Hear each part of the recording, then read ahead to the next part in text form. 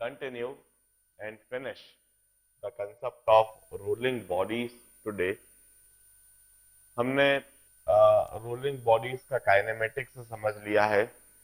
हमने rolling bodies की kinetic energy और रोलिंग बॉडीज का एंगुलर मोमेंटम यह आर्टिकल समझ लिए थे। और फिर उसके बाद हमने लास्ट आर्टिकल में यह भी समझ लिया था कि किसी भी रोलिंग बॉडीज में फ्रिक्शन फोर्स किस डायरेक्शन में लगाया जाना चाहिए। हम उसी चीज को आज कंटिन्यू करते हैं और सिचुएशन को कंपेयर करने से के लिए मैं सबसे पहले एक प्रॉब्लम कराता हूं। इस प्रॉब्लम को पहले हम करके इसके रिजल्ट को हम दिमाग में बैठाते हैं और फिर हम कंपेयर करेंगे एक रोलिंग बॉडी के लिए। सबसे पहले हम एक ब्लॉक के लिए प्रॉब्लम करते हैं और इसका एनालिसिस करते हैं। यह एक फिक्स्ड इंक्लाइन प्लेन है और इस फिक्स्ड इंक्लाइन प्लेन का यह एंगल थीटा है। इसके ऊपर यह ब्लॉक रखा है जिसका कि मास स्मॉल m है और ब्लॉक और इंक्लाइन प्लेन के बीच में फ्रिक्शन है and coefficient of friction is mu and this mu is insufficient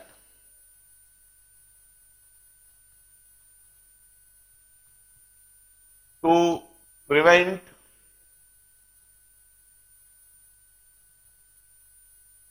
motion of block.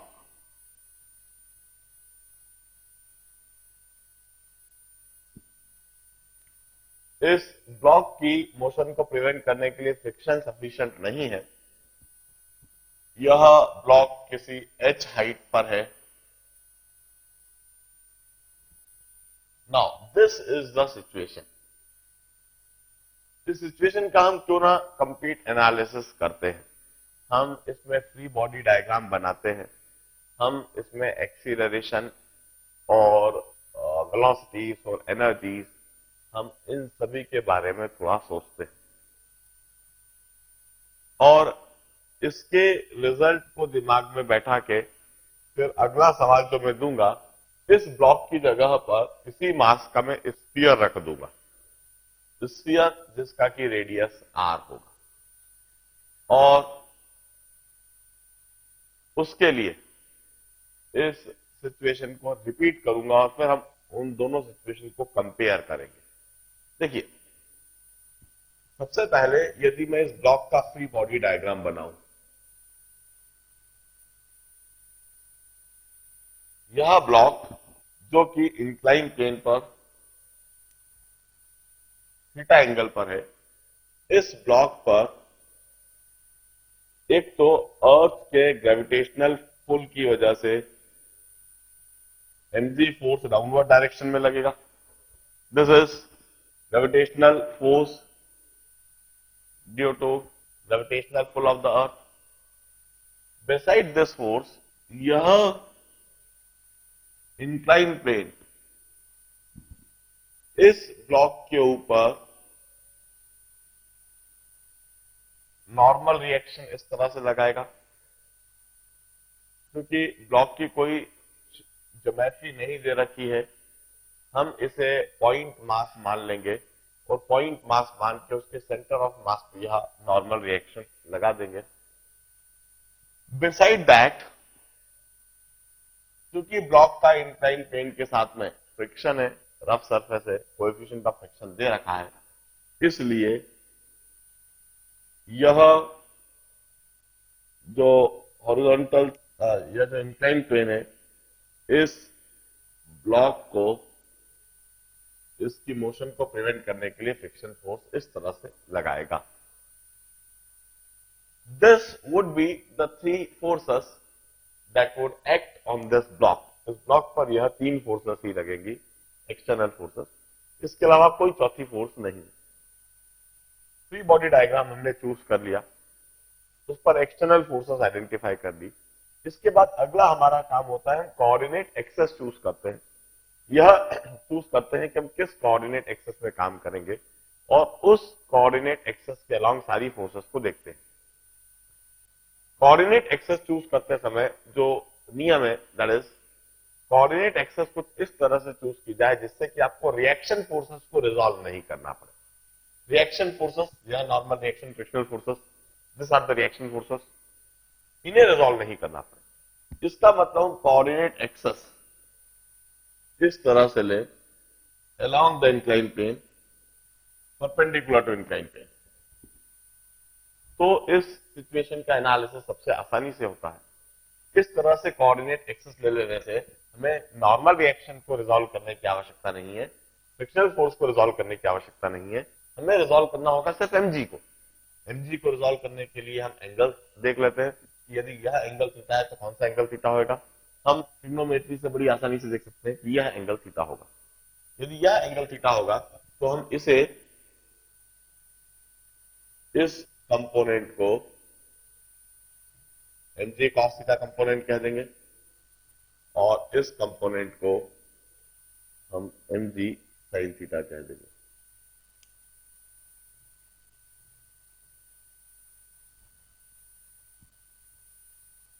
अब हम क्या कहते हैं, normal reaction must be equal to mg cos theta. यह normal reaction mg cos theta के बराबर होना चाहिए।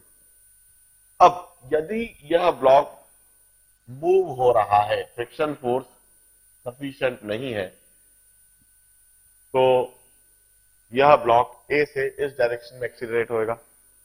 इन दैट केस यदि ब्लॉक मूव हो रहा है, रिलेटिव मोशन हो रही है, तो वहां पर जो एक्टिंग फ्रिक्शनल फोर्स होगा that should be maximum available. जो एक्टिंग फ्रिक्शनल फोर्स होगा, FR is acting frictional force, इसको निश्चित मैक्सिमम अवेलेबल फ्रिक्शनल फोर्स ही होना चाहिए, क्योंकि मैक्सिमम फ्रिक्शन फोर्स भी उसे रोक नहीं पा रही है। And that maximum frictional force is mu into N. तो दिस एक्टिंग फ्रिक्शनल फोर्स जो कि मैक्सिमम लग रही है उसके बावजूद भी ब्लॉक नहीं रोक पा रहा है, जो कि म्यू इनटू एन है। एन की जगह पर यह वैल्यू रख दे, mu M G cos theta. अब हम कहते हैं mg sin theta is the dragging force and frictional force is the opposing force. mg sin theta dragging force है, फ्रिक्शनल फोर्स अपोजिंग फोर्स है, और इन दोनों फोर्स की वजह से बॉडी ए से एक्सीलरेट हो रही है। Hence mg sin theta minus frictional force is equal to ma। Frictional force की जगह पर यह वैल्यू लिख दो, mg sin theta minus mu mg cos theta is equal to ma। m से m थ्रू आउट कैंसल्ड और वहां पर हमें एक्सीलरेशन मिल गया g into sine theta minus mu G mu cos theta minus mu cos theta. This is the acceleration of the body.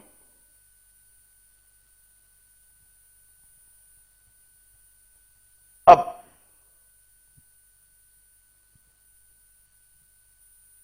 इसके बाद हमसे सवाल पूछा जा सकता है, what would be the velocity of body when it reaches the bottom? Bottom पर जब यह पहुंची तो इस बॉडी की वेलोसिटी क्या हो सकती है? तो हम डिस्प्लेसमेंट निकाल सकते हैं। डिस्प्लेसमेंट L, जिस डायरेक्शन में एक्सीलरेशन हो रहा है इस डायरेक्शन में displacement h upon L is sine theta. So L is h upon sine theta. L is h upon sine theta. अब हम s is equal to ut plus half at square लगा सकते हैं। Initial velocity u is 0, S is equal to U T plus half A T square लगा रहे हैं, तो S की जगह पर हम डिस्प्लेसमेंट एल लिख दें, S equal to U T plus half A T square. इससे तो टाइम निकल जाएगा कि कितने समय में नीचे आ रहा है, और V square equal to U square plus 2as, इससे टाइम निकल इस तरह से निकलेगा, h upon sine theta is equal to half A की जगह G sine theta minus mu cos theta into T square. From here we will get कि कितने टाइम में वह ब्लॉक नीचे गिरेगा। वेलोसिटी यदि निकालना है तो अब इस टाइम को निकाल के v equal to U plus A T कर सकते हैं, या फिर दूसरा तरीका v square is equal to U square plus 2s, तो final velocity square is equal to initial velocity square plus 2 acceleration की जगह यह value g sine theta minus mu cos theta into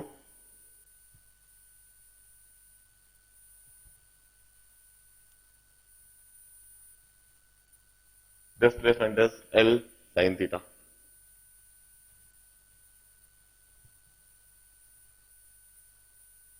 इस तरह से वेलोसिटी स्क्वायर हो गई 2gl 2gl minus 2 mu gl by tan theta.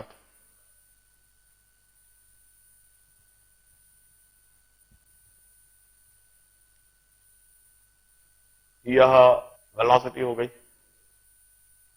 हम काइनेटिक एनर्जी इधर से निकाल सकते हैं हाफ एम वी स्क्वायर करके। सेम चीज हम दूसरे तरीके से कर सकते थे, ये तो डायनामिक्स और काइनेमेटिक्स का कंसेप्ट हुआ। हम वर्क एनर्जी थ्योरम के द्वारा भी इस काम को कर सकते थे। वर्क एनर्जी थ्योरम के द्वारा हम काम ऐसे करते कि जब यह पार्टिकल ऊपर से नीचे गिरा तो decrease in potential energy, change in potential energy is mgh। जब यह इधर से इधर आया तो change in potential energy mgh है। अब ये जो पोटेंशियल एनर्जी कम हुई है, या हम यह कह सकते हैं this is the work done by the gravitation, you can also say this is work done by gravity, work done by gravity. यह वर्क डन बाय ग्रेविटी दो फॉर्म में गई है। एक तो फ्रिक्शन के अगेंस्ट वर्क करा है, work done against friction is friction force हमने निकाल लिया है mu M G cos theta, और फ्रिक्शन फोर्स अपोजिट डायरेक्शन में है, और डिस्प्लेसमेंट इस तरफ है, तो work done by friction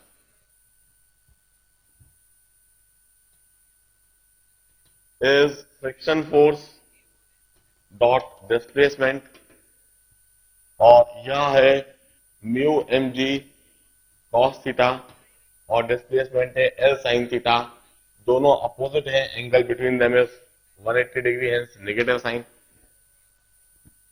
So work done by friction is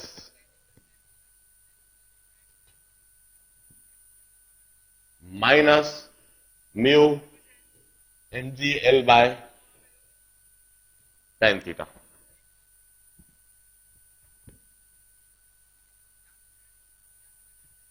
Now, work energy theorem says that work done is change in energy.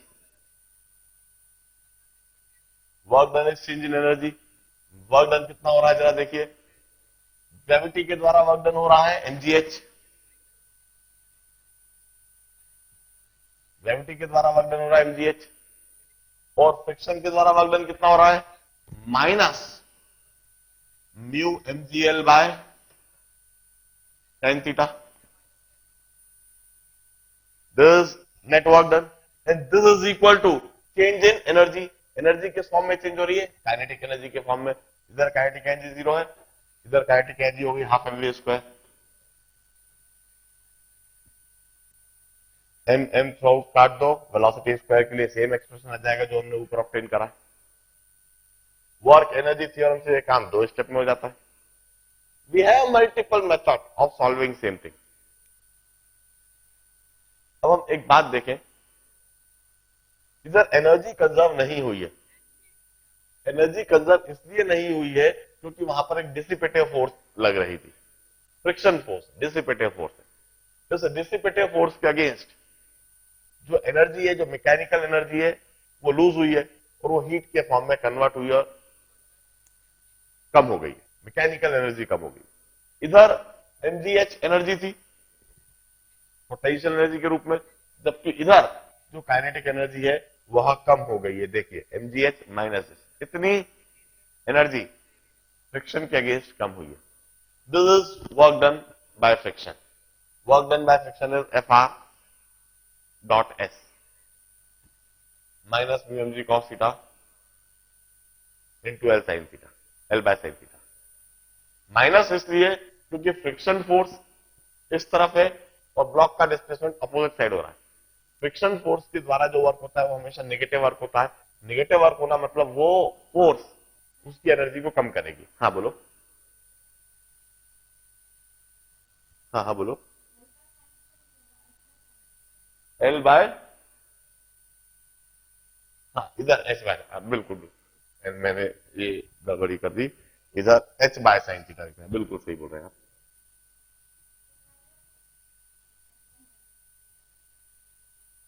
L इधर मैंने कहा H, इधर से ही गलती लिखना चालू कर दी ना. V स्क्वायर इधर भी बिल्कुल सही. L बाय साइन थीटा लिखना चाहिए.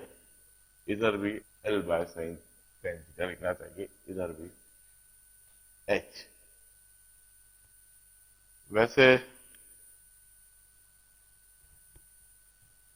बिल्कुल सही. L is equal to H by sine theta और इधर मुझको वहां displacement H by sine theta ही लिखना चाहिए. बाय मिस्टेक में हर जगह जहां H बाय साइन थीटा लिखना था वहां गलती से L बाय साइन थीटा लिखता गया हूं, उसमें सुधार दीजिए. दिस इज वेलोसिटी स्क्वायर और इधर से भी you will get the same expression. you'll get the same expression. अब यह तो हुआ the motion of a block over an inclined plane. Now let's compare motion of this block over inclined plane by a motion of a sphere over a similar inclined plane. एक sphere जब इस पर role करेगा तो हम उस situation को इससे कंपेयर करेंगे. बड़े ध्यान से देखिए इसको.